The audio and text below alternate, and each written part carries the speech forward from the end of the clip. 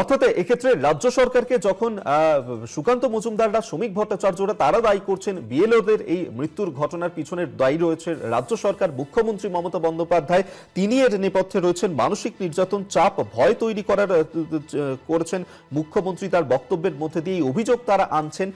পাল্টা শাসক দলের তরফ থেকে, রাজ্যের শাসক দলের তরফ থেকে বলা হচ্ছে যে এই কাজ নির্বাচন কমিশন করাচ্ছে, রাজ্য সরকারের কোনো কাজ করতে গিয়ে রাজ্য সরকারি কর্মচারীরা তারা আত্মহত্যার ঘটনা ঘটাচ্ছেন না, নির্বাচন কমিশনের কাজ করতে গিয়েই এই এসআইআর চাপে তারা পড়ছেন এবং এই আত্মহত্যার ঘটনা ঘটাচ্ছেন বিএলওরা।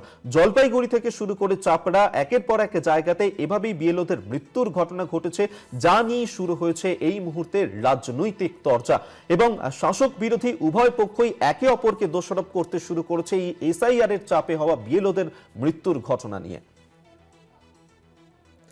কংগ্রেস নেতা সৌম্য রায় এই মুহূর্তে আমাদের সঙ্গে টেলিফোনে রয়েছেন।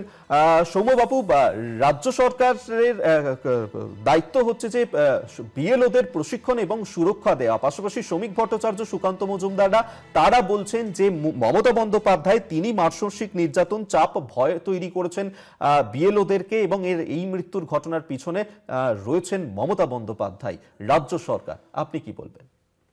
তরজা শুরু করেছে। এই তরজাটা না করলে এই তৃণমূল আর বিজেপি আর তৃণমূল একে অপরের পরিপূরক, একে অপরকে প্রাসঙ্গিক করার জন্য এই তরজাটা করবে। এসআইআরটা করেছে কে? পশ্চিমবঙ্গ সরকার। মানে উড়োখই গোবিন্দা নাম, যা খুশি, মানে বিএলওদের মৃত্যুটাকেও রাজনৈতিক পণ্য করার সর্বত চেষ্টা করছে তৃণমূল এবং বিজেপি। এই অবস্থাটা তৈরি হলো কেন? একটা অপরিকল্পিত এসআইআর, অসময়ে মানুষের উপরে কাজের চাপ, ভয়ঙ্কর নির্যাতন, এটা নির্যাতন commission becomes a প্লয় of BJP. এখন ফেস সেভ করার জন্য এর ঘাড়ে ওর ঘাড়ে দোষ চাপাচ্ছেন, যেমন মাননীয় মুখ্যমন্ত্রী দোষ চাপান, ওরাও চাপাচ্ছে। মানুষের মৃত্যুকে নিয়ে এই যে রাজনীতি করার একটা জঘন্য ছবি বাংলা দেখছে, এটা কিন্তু মানুষ সহজে ছেড়ে দেবে না। ধন্যবাদ আপনাকে। সৌম্য রায় আমাদের সঙ্গে, কংগ্রেস নেতা, এতক্ষণ টেলিফোনে ছিলেন।